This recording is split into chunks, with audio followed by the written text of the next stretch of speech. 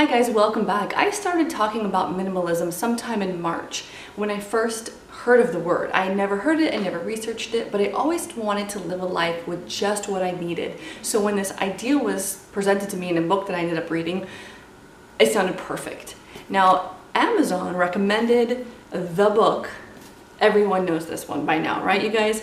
It recommended The Life-Changing Magic of Tidying Up to me, and my husband decided to buy it. I thought like, oh, here we go again. We've been decluttering books and you're gonna go buy a book. And how hypocritical to talk about living with less and to sell a book. Basically, I did not want the book. I'm glad we bought the book. He's read it twice, I've read it once, and it is a great read. It's a quick read and it's very inspiring and encouraging, as are many books on minimalism. The great thing about it, to me, the really cool thing, is that she never mentions the word minimalism. I have like a love-hate relationship with the M word.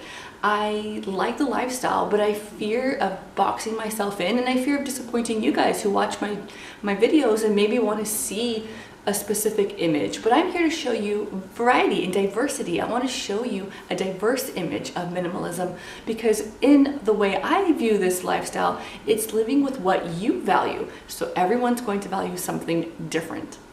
Now, my journey to live with less is truly habit breaking for me, because I've had many years of buying things on discount, thrift stores, yard sales, Goodwill, where if it doesn't cost a lot, to me that's good reason to buy it.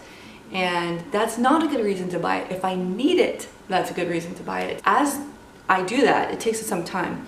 I still need to work on what's already in my home. And so I decided with my husband together to do the KonMari method in the order that she describes. The order of decluttering begins with your clothes, because according to her, that's the area where you have the least attachments.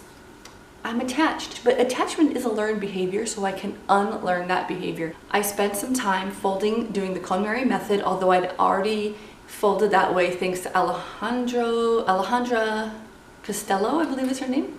She talked about folding in a similar way years ago, and so I do like that kind of like file system. I folded my socks nice and neat. I took care of my dressers. The clothes has been done by both of us. Now again, I think it's important to revisit these every several months. So this is the second time I've done a really deliberate decluttering. I imagine again in another 6 months, I'll try again until it's really just totally streamlined. Once we were done with the clothes, we moved on to the books. We really just want to keep the books that we've read and love, or that we plan to read. And then when we're done reading them, make a decision before you put it on your shelf. Am I going to keep this? Am I going to get rid of it? When you're done with the book, instead of feeling like you're losing its value by donating it, think of it that you're just paid to rent it with an unlimited amount of nights. Let's say you're paying a price for a book, and when you're done with it, you donate it, you just pay to rent it. It's okay. You're not frivolous. You know, if you grew up like me, we grew up with a little bit of money, so you feel like you're not valuing the things when you start giving them away and donating them for free. But you are. You value them so much that you want others to enjoy it as well. You're sharing. After books was papers, and that was pretty easy for us because the first time we did our minimalism journey, we were pretty thorough with papers. We have a very small file cabinet. We have a shredding system.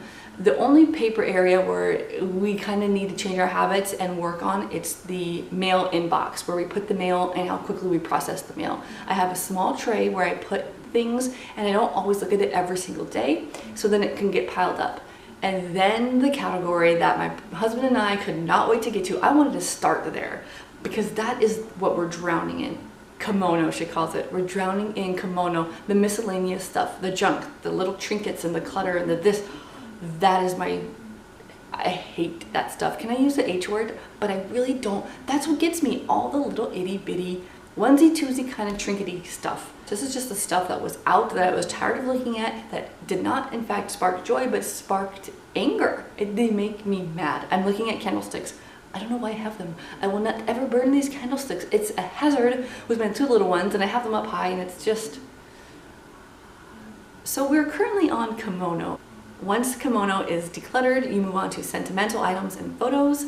And I know there's going to be an emotional reaction there. So where I left off with my minimalism journey months ago when I was sharing this with you on YouTube was the photos. And I had one really good successful night, and that was it. And my husband and I were going to devote like 20 to 30 minutes every night going through our photos on the computer and deleting duplicates, blurry photos. And we did it only once, and then things changed. So I think we need to get back into that. Alright you guys, so I do recommend the book, and I'll be letting you know if I recommend the method. I'll tell you right now, whatever method you choose, at least get started somewhere. Just do it, you guys. Find that inspiration in whatever you need, and the inspiration might come from this book, or the inspiration might come from this channel. So if you're inspired by the way I talk and what I like to share, stick around, subscribe, like the video. It's not your typical minimalism, but it is a diverse way of looking at life, and isn't diversity what makes the world go round? Alright you guys, thank you for watching. I'll see you in the next video. Bye.